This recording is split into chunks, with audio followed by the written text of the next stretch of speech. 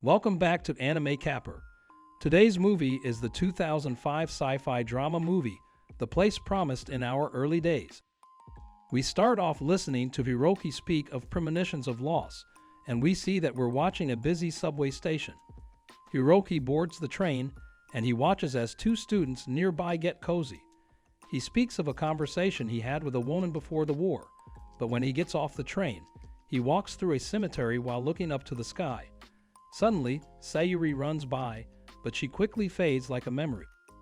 Hiroki speaks of a place beyond the clouds where he has a promised place to be with her. Next, we cut to Sayuri in her class while she reads a passage from a book. Meanwhile, Hiroki and Takuya meet up at the train station. They talk about their work schedule while handling school club activities, and Hiroki talks about how they both admired Sayuri and the tower that shot up to the sky.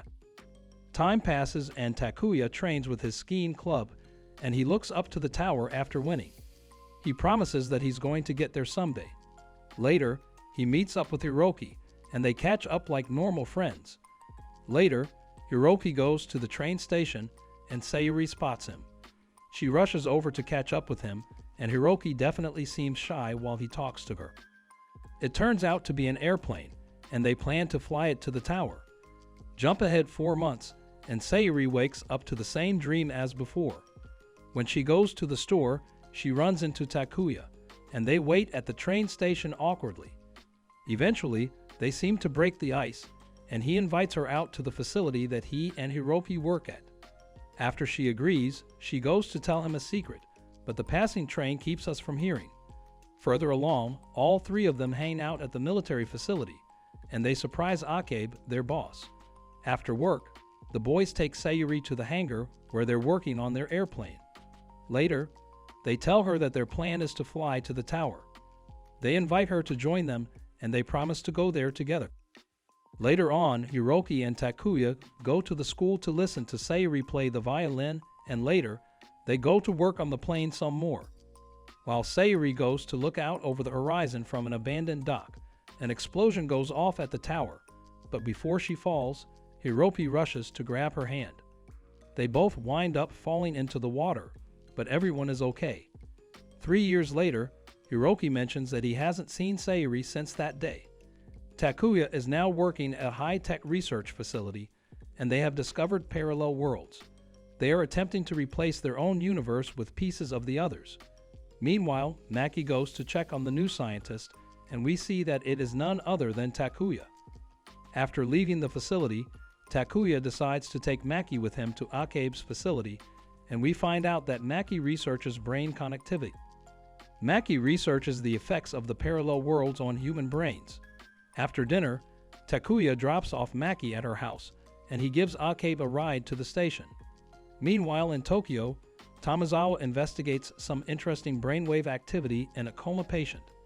Afterwards, he gives a seminar on predicting the future based on brainwaves.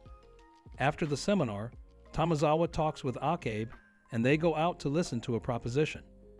Akebi tries to gain intel on specific matter to make a bomb, but he also talks about Hiroki and Takuya. When talking about the tower, Akebi mentions that he knows that it's probably a weapon that can manipulate the matter around it. Akebi finds out that Tamazawa was actually investigating Sayuri's brain at the hospital, and he wants to keep that from Hiroki. Meanwhile, Sayuri seems to be running through a nightmare world, but it ends up being a dream that Hiroki has at school. Apparently, Hiroki moved to Tokyo to go to school since Sayuri disappeared, and he lives alone there. He notices letters from Akebi, but he has no desire to talk to anyone. He dreams about Sayuri from time to time, but she seems to be in a cold place on her own.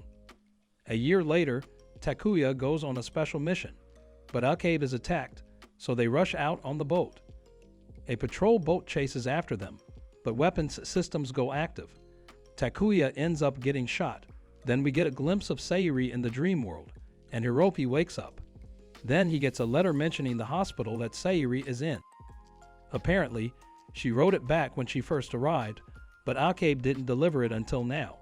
She wishes she could go back and spend that summer with Hiroki and Takuya, but it's too late now. Hiroki goes to visit, but he finds out that she transferred hospitals a week ago.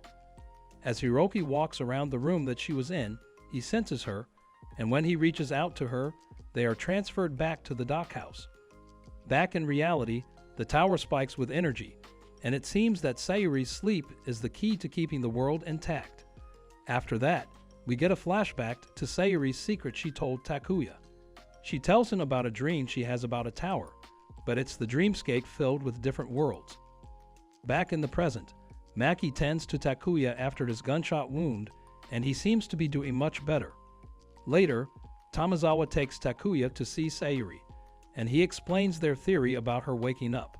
After that, Takuya takes a train to Akebe's facility, and he finds out Akebe's plan to drop the bomb on the tower. Later that day, Takuya meets up with Hiroki for the first time in 3 years. The two of them catch up, and Takuya finds out that Hiroki plans to fly the plane to the tower with Sayuri on board. He thinks that will wake her up and fix things. Takuya isn't proud of the fact that Hiroki showed up after all this time over a dream, and he pulls out a gun to shoot the plane. Hiroki manages to hit him before he can, but Takuya holds him at gunpoint next and asks if saving the world or saving Sayuri is more important. After that, he leaves. Later on, Hiroki heads to Akebe's house, and he breaks in. Akebe has heard his plan, and he wants to see how determined he is. Meanwhile, Takuya is tended to by Maki, and he explains the situation with Hiroki. He then takes her ID badge and locks her in the room so he can get ready for his mission. He goes to Sayuri's room, and he takes her to the plane. Takuya thinks that the promise they made back then is her tie to reality. After he takes her to the hangar, he helps Hiroki finish up the last touches on the plane. With 2 hours left before war breaks out, they go over the game plan for Hiroki, and Takuya asks him to play the violin for him one last time. While he plays, they remember back to all of their fond memories of the three of them, and Sayuri even feels herself connecting to the moment. Just then, the militaries fire up and fly to meet, and Hiroki starts up the plane engine. With Sayuri secured in the backseat, Hiroki takes off.